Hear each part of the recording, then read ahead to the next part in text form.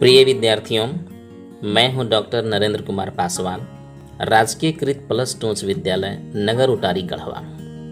आज मैं उपस्थित हूं 12वीं कक्षा हिंदी की पाठ्यपुस्तक अंतरा भाग 2 में संकलित कविता सरोज स्मृति को लेकर। इसके रचनाकार सूर्यकांत त्रिपाठी निराला हैं। इस कविता की संदर्भ सहित व्याख्या करने से पूर्व इस कविता की पृष्ठभूमि, दूसरे शब्दों में विषय प्रवेश पढ़ लेना अति आवश्यक है। कई बार निराला जी अपनी विद्रोही प्रकृति और स्वाभिमानी स्वभाव के कारण कहीं एक स्थान पर टिक कर काम नहीं कर सके, जिसके कारण उन्हें जीवन भर पारिवारिक और आर्थिक कठिनाइयों का सामना करना पड़ा। वे समाज में फैले हर प्रकार के पारंपरिक रूढ़ियों को तोड़ फेंकना चाहते थे। उनकी कविताएं समाज में फैली हर प्रकार की असमानताएं के विरुद्ध है। वे शोषित और वंचित वर्ग, गरीब और मजदूर वर्ग के हमेशा पक्षधर रहे हैं, जिस कारण उन्हें अमीर और पूंजीपति वर्ग का कोपभाजन बनना पड़ा है। वे जब कविताएं लिखकर पत्र पत्रिकाओं के संपादकों के पास छपने के लिए भेजते थे, तो संपादक गण इनके विद्रोही स्वभाव के कारण कविताओं को छापने से मना कर लौटा देते थे। वे जन्म, विवाह और मृत्यु के अवसर पर होने वाले रूढ़िगत और आडंबर पूर्ण कार्यक्रमों को दिखावा जैसे कार्यक्रमों को फिजूल खर्ची मानते थे। वे तो अपने पुत्री के विवाह के लिए सिर्फ सुयोग्य वर की तलाश करना चाहते थे। वह सुयोग्य वर स्वजातीय हो या विजातीय, वे हर प्रकार के ऊंच नीच जातिगत भेदभाव को तोड़कर फेंकना चाहते थे। उन्होंने अपने जीवन में हर प्रकार की विपत्तियों का सामना किया है। 1918 के आसपास एक महामारी ने उनकी पत्नी मनोहरा देवी को छीन लिया और उसके बाद एक एक कर पिता, चाचा और चचेरे भाई चल बसे। अंत में जब उनकी पुत्री सरोज, जो 18 वर्ष की आयु को पूर्ण कर चुकी थी, चल बसी, तब वो अत्यंत अंदर से टूट गए। इसी सरोज की मृत्यु के 2 वर्ष पश्चात स्मृति स्वरूप 1935 में एक लंबी कविता सरोज स्मृति लिखी, जिसकी अंतिम 4 छंद हमें पढ़ना है। यह कविता एक अभागे पिता की पुत्री को दिया गया सच्ची श्रद्धांजलि है। सरोज स्मृति कविता निराला की दिवंगत पुत्री सरोज पर केंद्रित है। यह कविता बेटी के दिवंगत होने पर पिता का विलाप है। पिता के इस विलाप में कवि को कभी शकुंतला की याद आती है, कभी अपनी स्वर्गीय पत्नी की। बेटी के रूप रंग में पत्नी का रूप रंग दिखाई पड़ता है, जिसका चित्रण निराला ने किया है। यही नहीं, इस कविता में एक भाग्यहीन पिता का संघर्ष, समाज से उसके संबंध, पुत्री के प्रति बहुत कुछ न कर पाने का अकर्मण्यता बोध भी प्रकट हुआ है। इस कविता के माध्यम से निराला का जीवन संघर्ष भी प्रकट हुआ है। वे कहते हैं, दुखी जीवन की कथा रही, क्या कहूँ आज जो नहीं कही। निराला जी की पत्नी का जब देहांत हुआ था, तब उनकी पुत्री नन्ही थी। उनका एक पुत्र भी था जो बहुत ही छोटा था। परिवार और समाज का दबाव दूसरा विवाह कराने का था, पर वे दूसरी विवाह करने से मना करते रहे, और जब ये लोग नहीं मानते, तब निराला जी अपने को मंगला कहकर विवाह करने से मना करते थे। आर्थिक अभाव तो इतना था कि वे अपने बच्चों को भरपेट भोजन और उचित वस्त्र भी प्रदान करने में असमर्थ थे। इस कारण इनके बच्चों का पालन पोषण ननिहाल में हुआ था। एक बार की कहानी है कि 2 वर्षों के पश्चात जब वे अपनी पुत्री को देखने ससुराल गए थे, तो वे आंगन में मोढ़े पर बैठकर अपनी कुंडली देख रहे थे, जिसमें 2 विवाह का योग लिखा था। वे इसे देखकर मुस्कुराए और अपनी कुंडली पुत्री को खेलने के लिए दे दिए। कुंडली को पुत्री खेलने के क्रम में फाड़ दी। वे विवाह के इस योग को झूठा साबित करने के लिए जीवन में कभी विवाह नहीं किए। पुत्री सरोज जब विवाह के योग्य हुई, तो इनके सास ने अपनी असमर्थता जाहिर करते हुए पुत्री को यहाँ से ले जाकर अपने घर से विवाह करने के लिए निराला जी को कही। निराला जी पुत्री को लेकर ससुराल से अपने घर आ गए। विवाह करने के लिए इनके पास पर्याप्त धन तो था नहीं, और दूसरे अपने विद्रोही स्वभाव के कारण एक ऐसे सुयोग्य वर से विवाह करना निश्चित किए जिसको न इसके समाज ने स्वीकारना चाहा, न इनके शेष बचे हुए परिवार वालों ने, न ससुराल वालों ने। परिणाम यह हुआ कि पुत्री सरोज की विवाह के अवसर पर न को रिश्तेदार आए, न ही पंडित विवाह के मंत्र पढ़ने को तैयार हुए। फिर भी निराला जी ने अपने 2-4 साहित्यिक मित्रों को बुलाकर अपनी पुत्री का विवाह किए और विवाह के मंत्र स्वयं पढ़े। इस तरह से कविता की ये पृष्ठभूमि है। अब आप समझ गए होंगे कि पिता और पुत्री के बीच जो समय बीता हुआ है, पुत्री के देहांत होने के पश्चात जब वे सरोज की स्मृति में ये कविता लिखते हैं, तो यह कविता एक तरह से उनकी पुत्री का श्रद्धांजलि ही है। कविता की संदर्भ सहित व्याख्या करने से पूर्व मैं इसमें जो कठिन शब्द आया है मैं उसका अर्थ बता देता हूँ। उसके बाद प्रसंग लिखना, व्याख्या करना और काव्य सौंदर्य इत्यादि लिखने के लिए बताऊंगा। तो सबसे पहले आप कठिन शब्दों के अर्थ देखिए। पहला है आमूल, जिसका अर्थ होता है पूरी तरह से। नवल का अर्थ होता है नया। स्पंद का अर्थ होता है कंपन। उर का अर्थ होता है हृदय या मन। स्तब्ध का अर्थ होता है स्थिर, दृढ़। उच्छ्वास का अर्थ होता है आह, गहरी सांस भरना। धीति का अर्थ होता है प्यास या पान। आलोक का अर्थ होता है प्रकाश। नत का अर्थ हुआ झुका हुआ। अधर का अर्थ होता है होठ। अब आप कविता की व्याख्या से पूर्व इसका आप संदर्भ लिखिए। प्रस्तुत पंक्तियां हमारी पाठ्यपुस्तक अंतरा भाग 2 में संकलित कविता सरोज स्मृति से ली गई है। इसके रचनाकार शौरिकांत त्रिपाठी निराला जी हैं। यह एक लंबी कविता है। उसी लंबी कविता के कुछ अंश यहाँ पर प्रस्तुत है। इन पंक्तियों का प्रसंग लिखेंगे कि कवि निराला ने अपनी पुत्री सरोज को उसकी माँ का प्रति छाया बताते हुए उसके सौंदर्य का वर्णन किया है। अब आप कविता की व्याख्या देखिए। अभी तक आप जान चुके हैं कि कवि निराला जी अपनी पुत्री का विवाह जब किए हुए थे तब किसी भी प्रकार के कोई रिश्तेदार नहीं आए हुए थे और ये विवाह एक नई पद्धति से हुआ था। तो कविता की पंक्तियां हैं। देखा विवाह आमूल नवल, तुझ पर शुभ पड़ा कलश का जल। कवि निराला जी इन पंक्तियों के माध्यम से कहते हैं कि पुत्री सरोज का विवाह पूरी तरह से एक नए पद्धति से हुआ था, क्योंकि हर पुत्री के विवाह पर माता पिता की इच्छा होती है कि वे सभी प्रकार के मांगलिक कार्य अपने ही हाथों से करें। परंतु पुत्री सरोज के विवाह के अवसर पर जब कलश के जल से नहलाया जा रहा था या कलश का जल छिड़का जा रहा था, तो यह कार्य जो उसकी माँ को करना चाहिए था, परंतु माँ तो थी नहीं, उनका देहांत हो चुका था। उनके अनुपस्थिति में ये कार्य स्वयं निराला जी को करना पड़ा। इसीलिए निराला जी कहते हैं कि यह विवाह पूरी तरह से नए तरीके से हो रहा था।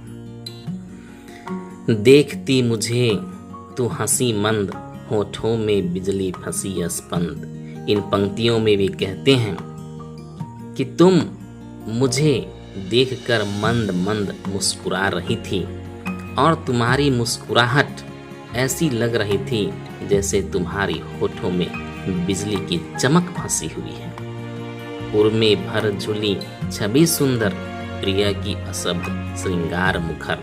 वे आगे कहते हैं कि इस विवाह कार्य के अवसर पर क्षण भर के लिए तुम्हें अपने पति की छवि सुंदर झलक दिखाई देती है और तुम्हारे श्रृंगार से यह सब मुखरित अर्थात प्रकट हो रहा है।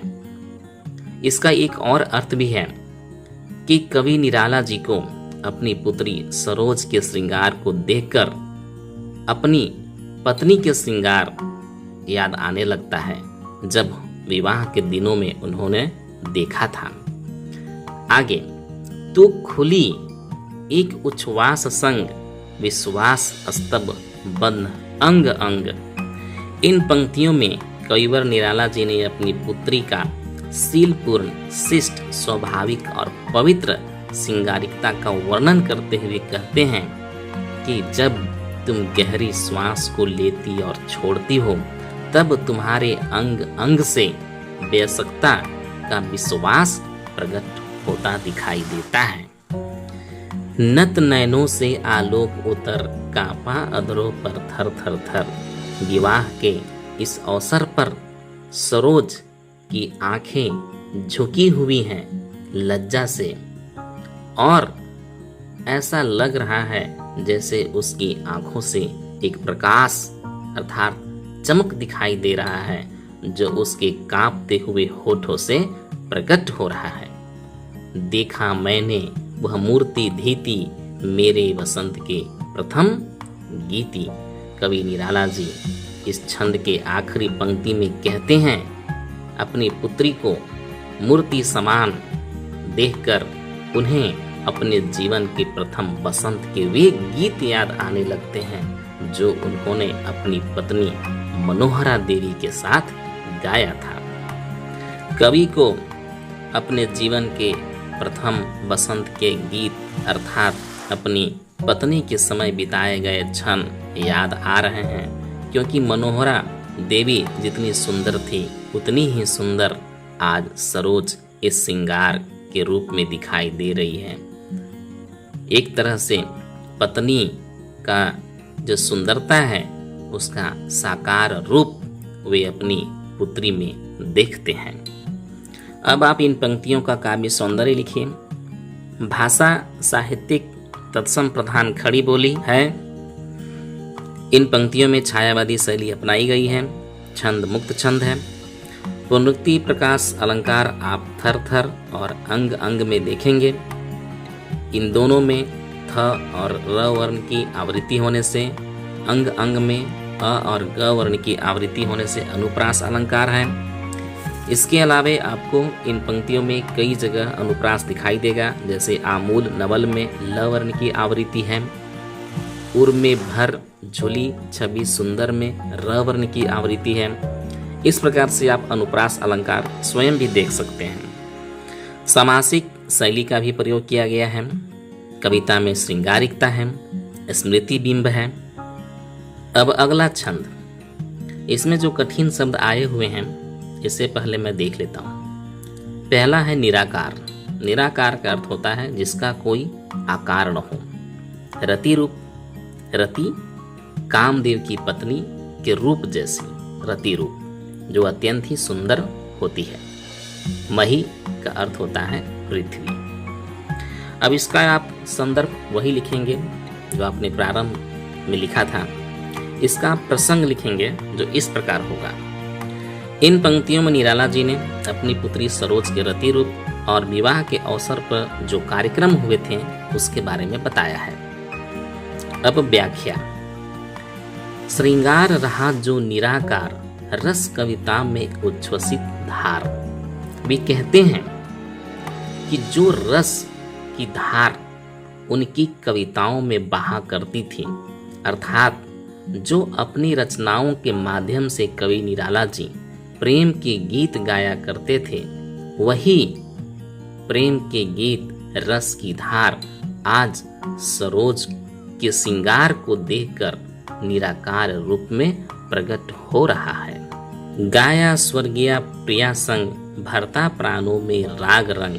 वे कहते हैं कि जो प्रेम के गीत अपनी स्वर्गीय पत्नी मनोहरा देवी के साथ वे गाया करते थे और जो गीत उनके प्राणों में, उनके जीवन में राग रंग की भांति भर जाते थे, वही खुशियां आज इस विवाह के अवसर पर दिखाई दे रहा है। रति रूप प्राप्त कर रहा वही आकाश बदल कर बना मही। इन पंक्तियों में कवि निराला जी अपनी पुत्री सरोज के रति रूप श्रृंगार को देखकर वे ऐसी कल्पना करते हैं, माँ की सारी सुंदरता इनकी पुत्री में दिखाई दे रही है। माँ यहाँ आकाश के समान है और पुत्री धरती के समान है। यानी माँ जो आकाश है, जो अति रूपवान थी वही रूप धरती अर्थात सरोज के रूप में बदलता हुआ दिखाई दे रहा है। यहाँ पर कवि सरोज के श्रृंगार का वर्णन रति रूप में करते हुए सरोज को माँ के जैसा सुंदर बताया है। हो गया ब्याह आत्मीय स्वजन कोई थे नहीं न आमंत्रण।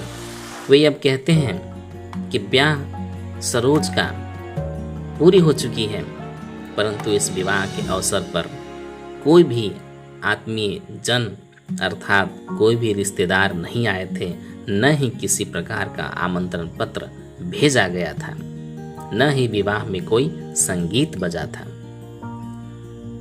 भेजा गया विवाह राग भर रहा न घर निसी दिवस जाग।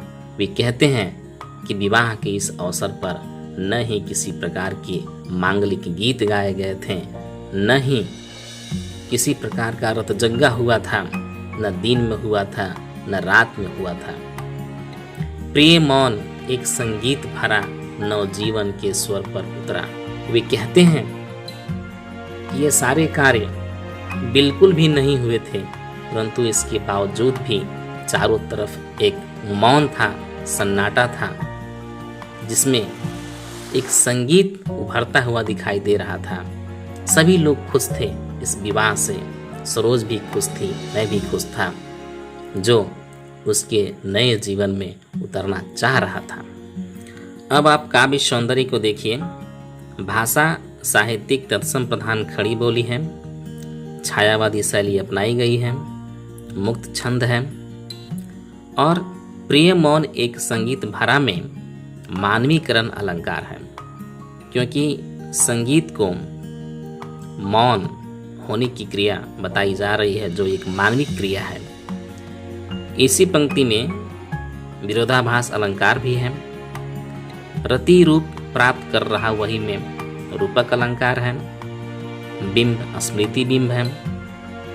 और आप अनुप्रास अलंकार देखेंगे तो आपको कई जगह दिखाई देगा राग रंग में र वर्ण की आवृत्ति होने से, रति रूप में र वर्ण की आवृत्ति होने से, बादल बना में ब वर्ण की आवृत्ति होने से अनुप्रास अलंकार है।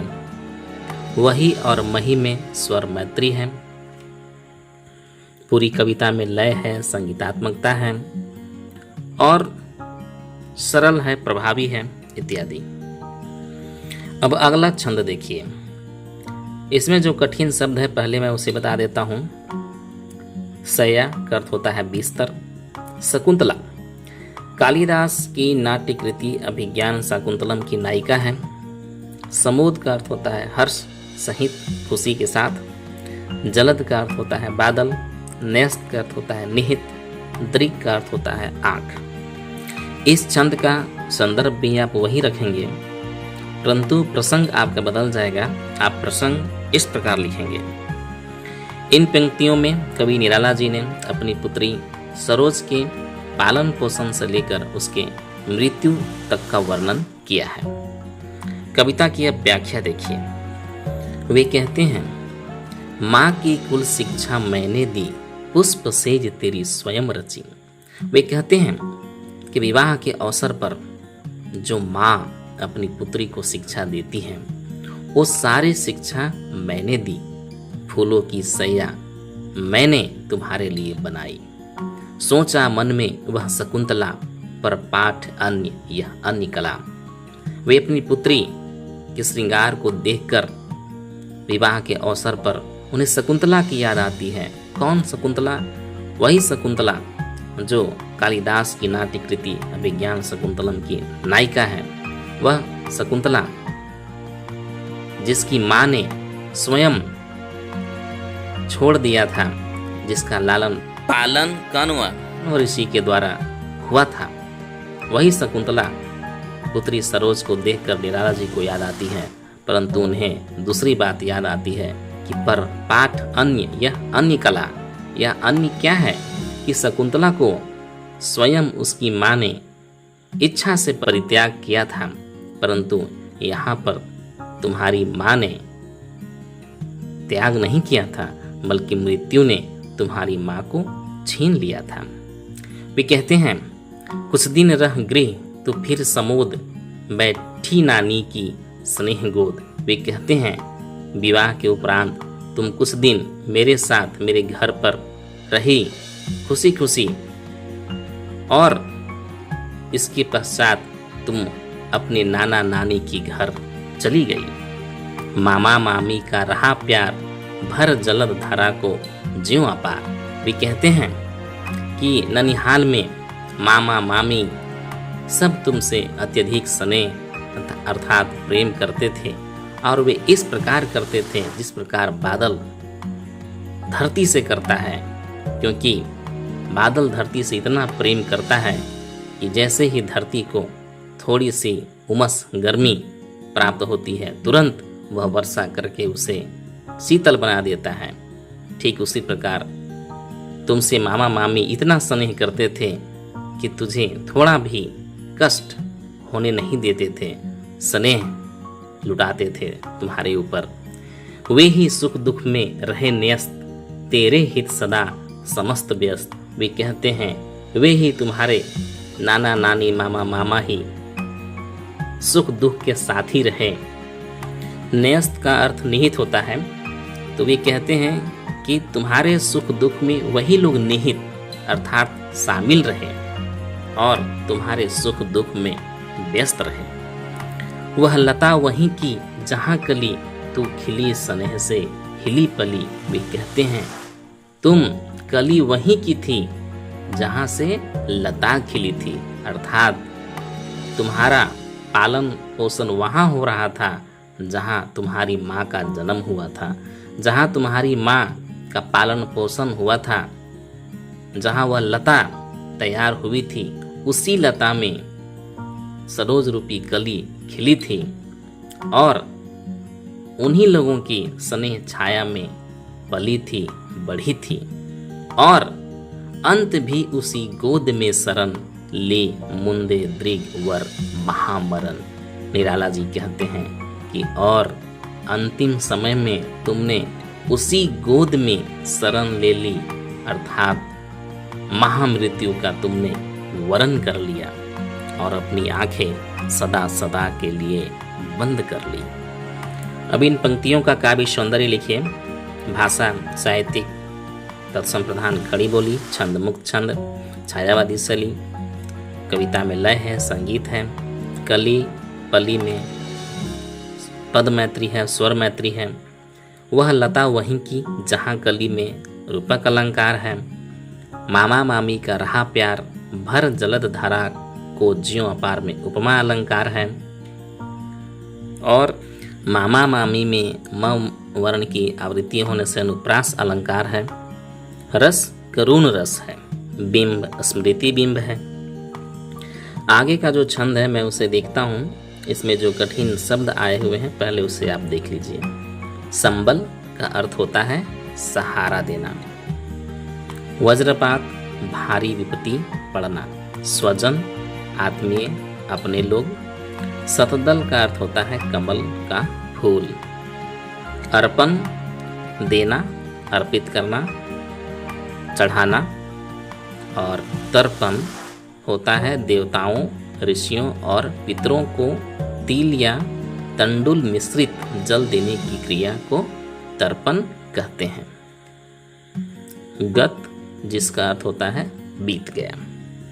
इन पंक्तियों का संदर्भ भी वही रहेगा, प्रसंग आपका बदल जाएगा, जो इसको आप इस प्रकार लिख सकते हैं। कविवर निराला जी ने इस अंतिम छंद में अपनी पुत्री सरोज की मृत्यु पर अपने शोकाकुल मनस्थिति का वर्णन करते हुए उनका श्राद्ध कर्म करने की बात कही है। अब आप व्याख्या देखिए। वे कहते हैं, मुझ भाग्यहीन की तू संबल, युग वर्ष बात जब हुई विकल। वे कहते हैं कि मैं तो प्रारंभ से ही भाग्यहीन था, अभाव में मेरी जिंदगी बीती, और इस भाग्यहीन पिता की तुम एकमात्र सहारा थी, जिसके चले जाने के बाद कुछ वर्ष के बाद मैं व्याकुल हो गया हूँ अपनी पुत्री को न पाकर। मेरी मनः स्थिति विकल हो गई है। अब मैं पुत्री को खोने की पीड़ा को दबा कर नहीं रख सकता, उसमें प्रकट करना ही चाहता हूँ। परंतु मैं क्या कहूँ? वे कहते हैं दुख ही जीवन की कथा रही, क्या कहूँ आज जो नहीं कही। वे कहना चाहते हैं कि जब पुत्री जो मेरे जीवन का एकमात्र सहारा थी, उसके चले जाने के बाद मैं क्या कहूँ? जीवन भर तो मैंने दुख ही दुख झेला है। दुख तो मेरे साथ ऐसे रहा है जिससे दुख मेरे जीवन का कथा बन गया है। क्या कहूँ?